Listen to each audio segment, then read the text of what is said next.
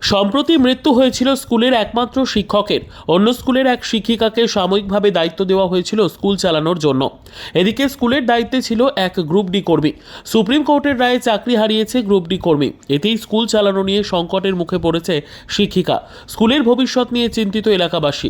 ধূপগুড়ি শহরে পুরো এলাকার 11 নম্বর ওয়ার্ডে ঘোষপাড়া জুনিয়র হাই স্কুলের ঘটনা। জানা গিয়েছে এই জুনিয়র হাই স্কুলে বর্তমানে 7 জন পড়ুয়া রয়েছে।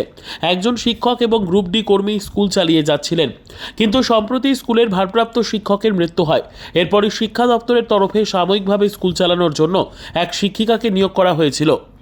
ওই শিক্ষিকা গ্রুপ ডির কর্মীকে নিয়ে স্কুল চালিয়ে যাচ্ছিলেন, কিন্তু বৃহস্পতিবার সুপ্রিম কোর্টের রায়ে চাকরি হারিয়েছে ওই গ্রুপ ডি কর্মী অমল মণ্ডল। এই মুহূর্তে খাতায় কলমে এই বিদ্যালয়ে একজনও শিক্ষক কিংবা শিক্ষাকর্মী নেই। স্কুলের দায়িত্বে থাকা শিক্ষিকা সৌমিতা রায় বলেন, এখানে একজন শিক্ষক ছিল, তিনি কিছুদিন আগে মারা যান। এরপর দপ্তরের তরফ থেকে আমাকে স্কুল চালানোর জন্য দায়িত্ব দেন, কিন্তু সুপ্রিম কোর্টের রায়ে স্কুলের গ্রুপ ডি কর্মীর চাকরি চলে যায়। বর্তমান স্থায়ী কোনো শিক্ষক নেই। চিন্তায় রয়েছে কিভাবে স্কুল চালাবো। রতন স্যার এখানকার পার্মানেন্ট টিচার ছিলেন, একজনই সিঙ্গেল টিচারই ছিলেন। উনি হঠাৎ মারা যান। তো উনি মারা যাওয়ার জন্য যে অচলাবস্থাটা সাময়িকভাবে সাময়িক না যে অচলাবস্থাটা তৈরি হয় সেটা সামাল দেওয়ার জন্য আমাকে সাময়িকভাবে মৌখিকভাবে স্যার বলেছিলেন যে আপনি ম্যাডাম কিছুদিন থাকুন স্কুলে, ওনারও পেনশন মানবিকতার জন্য আর কি, যেহেতু স্কুলে যাই হোক একটা চালু রাখার ব্যাপার থাকে। এবং আমার সাথে একজনই গ্রুপ ডি স্টাফ ছিলেন। এবং আমি গতকাল স্কুলে এসে জানতে পারলাম যে উনি আর কি এই 2016 যে পুরো প্যানেলটা বাতিল হলো তার মধ্যে ওনারও নাম রয়েছে, উনিও চলে যান।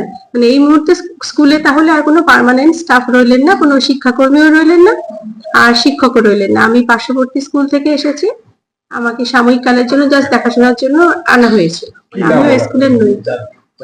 যার চাকরি চলে গেল তিনি ছিলেন অমল মণ্ডল। হ্যাঁ, যদি কোনো শিক্ষকও নেই, পার্শ্ব শিক্ষকও নেই কোনো, নিশ্চয়ই সেটা তো আমরাও খুব চিন্তিত। দেখি উপরি মহল থেকে কি ভাবা হয়। এখন আমি শুধু স্কুলটা একটু চালু রাখার জন্যই আমাকে পাঠানো হয়েছে। আমি অফিসিয়ালি মাদার স্কুলের সাথে কানেক্টেড, বর্তমানে এই স্কুলে কেউ নেই। স্থানীয় বাসিন্দা কালু ঘোষ বলেন, স্কুলে এমনিতেই ছাত্রছাত্রীর সংখ্যা কম, তারপর একজনের চাকরি চলে গেল। এখন এই স্কুল থাকবে কিনা তা নিয়ে আমরা চিন্তায় রয়েছি। বলো তুমি কয়জন ছাত্রছাত্রী স্কুলে? 7 জন। তো আগের মাস্টারমশাই কোথায়? আগের মাস্টারমশাই মারা গেছে কবে? 3-4 দিন আগে। আর আরেকজন যে ছিল স্কুলে সে কোথায়? কি জানি কয়নি, কোথায় গেছে, আসে নাই? না। এখন স্কুল কে খোলে এখন? ম্যাম কবে থেকে আসে? কালকে থেকে দেখলাম, আমি তো কালকে আসছি। তুমি কোন ক্লাসে পড়ো? 6 কি নাম? মেঘরাজ। মেঘরাজ কি? রাহুল। হ্যাঁ, মেঘরাজ রাহুল। স্যার মারা যাওয়ার পর কি ক্লাস হচ্ছিল? হ্যাঁ। তোমাদের ক্লাস হচ্ছিল? কে নিচ্ছিল? আমি ছিলাম না। আচ্ছা, ক্লাস হচ্ছিল না? না। তো ওইখানে ছাত্রছাত্রী কতজন? ছাত্রছাত্রী এখন খাতায় যে কতজন আছে, এমনিতেও মোটামুটি 5-7-10 জন দেখা যায়। আর শিক্ষক নেই এখন কোনো? শিক্ষক নাই, একটা ওই যে কুচবিহার থেকে বোধহয় আসছে যে কালকে, শিক্ষক নাই। আর একজন শিক্ষাকর্মী ছিল, উনি কোথায় গেল? উনি তো ওই যে ইসের কালকে চাবি দিয়ে গেছে, কেন ওই যে যাও কালকে ওই যে নিয়োগ দুর্নীতিতে সব হয়েছে, ওনার নাম আছে। তাহলে তো এখন যে আসছে সে তো এখানকার পার্মানেন্ট টিচার না। না, তা স্কুলটা চলবে কিভাবে মনে হয়? এখন কিভাবে চালাবে স্কুল কমিটি, কি বলবে আমরা বলতে। আপনি কি এলাকারই? হ্যাঁ, এই এলাকা। Bureau report, PB news.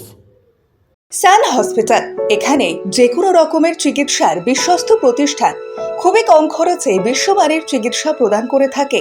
উন্নত মানের ওয়ার্ড কেবিন, পরিষ্কার পরিচ্ছন্ন পরিবেশ দ্বারা সুসজ্জিত চিকিৎসা ব্যবস্থা রয়েছে। এছাড়া স্বাস্থ্যসাথী কাজেও পরিষেবা প্রদান করা হয়। সুতরাং আজই যোগাযোগ করুন সান হসপিটালে। ঠিকানা GT road, Bhangakuthi, Bardhaman. Phone number মনে রাখবেন 9434188262 অথবা 83730954222।